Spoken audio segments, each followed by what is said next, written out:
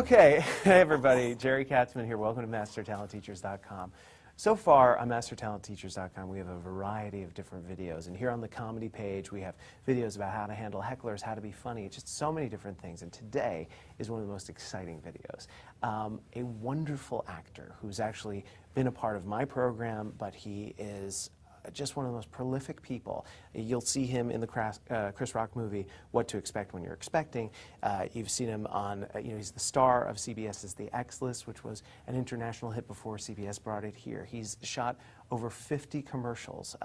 He's in Harold and Kumar Escape from Guantanamo Bay. I mean, just one of the most prolific and incredible and funny, amazing actors. He performs at the Groundlings and has agreed to come tonight and talk to us about his 2 tips for how to book the comedy job. And one of the people I best know who can tell us how to do that is my dear friend, Amir Talai. So welcoming you to MasterTalentTeachers.com. Thanks for being here. Thank you. Essentially, what I wanted you to do, if you would, is share with us the things that you do that other people could benefit from to help them come in and translate that comedic genius that they have and use it to actually get producers, directors, casting directors to go, gosh, we have to always have them in and we have to give them this job.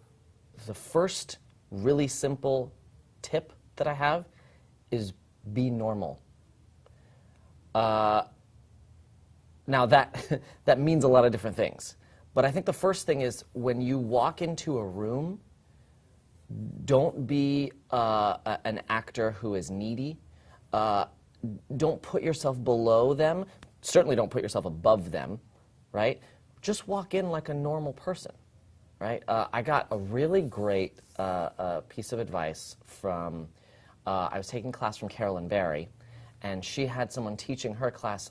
I believe his name was Greg Lee. I hope I don't screw that up. Carolyn Barry, who's one of the driving forces behind this website. Indeed.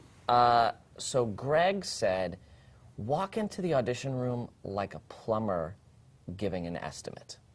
When you get an estimate from a plumber, he is not nervous. He's not sort of in his head about what are my abilities, what are they looking for. It's not about that. He walks into the situation and takes a look at sort of what is going on there and says, well, this is what I do. It appears that you need this, and this is how much it would cost. And then he leaves. Now, obviously, every job has the potential to take your career up to another notch, and so that's very exciting, but you don't want to put too much on that. And the reason you shouldn't put too much on that is because you need to be the type of person who can trust that you're going to get another such opportunity. If you believe that you're in a situation where this is your one chance, then you don't have enough faith in yourself as an actor or sort of in the universe in general. You know what I mean? So, so if this doesn't happen for you, that's okay. The next job will. Same thing a plumber does. You know, every job a plumber gets, will be good for him. It'll help him put, food on the table for his family. But if he doesn't get that job, he's going to get another job soon. You always need plumbers. Another thing that I think is really important for comedy auditions, in which I employed when I auditioned for What to Expect, is, my first big thing is be normal.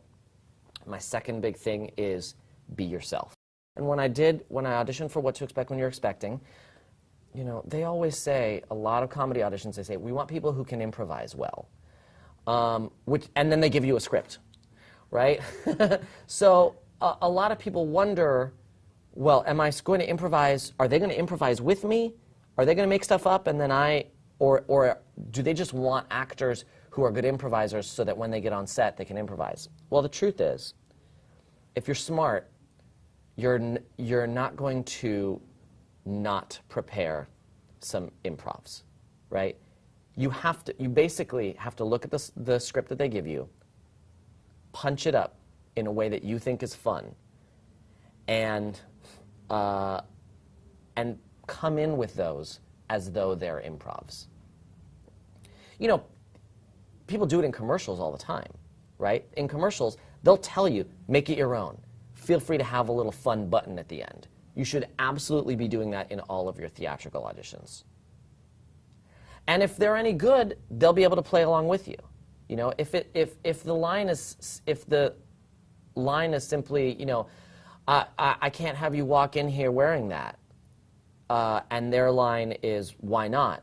Right? Go ahead and say, I can't have you walk in wearing that. It's like if you were to, and make something up. Have fun with it. It's the same way you do in a commercial audition. If they don't like it, and if it's too much, they'll say, that was funny.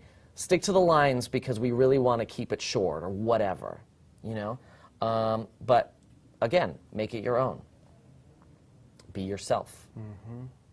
Right? A lot of times if you book a comedy part, once you get on set, they'll say, it's okay, you know, you don't have to do everything word for word. Might drive the script supervisor crazy, but you know, the truth is you don't. And when I was on set with, you know, Chris Rock and Thomas Lennon and Rob Hubel, that's what they were doing, and they were fantastic. You know, they knew when they had to nail the exact line that was on the page, but they also were able to have fun and bring stuff to it. So why not do the stuff that you're going to do on set in the audition as well? Show them that you have the ability to create and be inventive. Is there a craft to making the moment happen in a commercial? It's a much shorter audition. Is there any different thing for commercials? I'll tell you, one of the things that has helped me with commercials is, in addition to being normal, and being yourself, which are even more important for commercials, I watch a lot of commercials. And so when I audition for a commercial, when I see the script, I already know what it's going to look like. I have seen this commercial before. And so I know exactly how to sort of just slide into that. You know, it's slightly different styles for, you know, wacky beer commercials or serious beer commercials or, you know, sort of office things. You know, there's so many different offices. Is it the office where everyone is really great at their job, or is it the office where everyone's really bad at their job and sort of hates it? Those two happen in a lot of commercials, and you really have to have a sense of which is which. And there's sort of a lot of nuance in there, so watching a lot of commercials helps me know that. I have a lot of fun auditions because I have fun in most of my auditions. I think that's an important thing too, is to know that you're going to spend way more time auditioning than you will on set, so it's good if you enjoy auditioning. And have fun with it. Well, you are a great interview. Thanks, buddy. Thanks, man, for coming by. And thank you for watching MasterTalentTeachers.com. Come back next month. We'll have another amazing video about the craft of comedy and acting. And I want to thank my guest, Amir Talai, who is going to be in What to Expect When You're Expecting, Mother's Day 2012. Check him out. Check out my website, standupcomedyclass.com. And we'll see you next time on MasterTalentTeachers.com.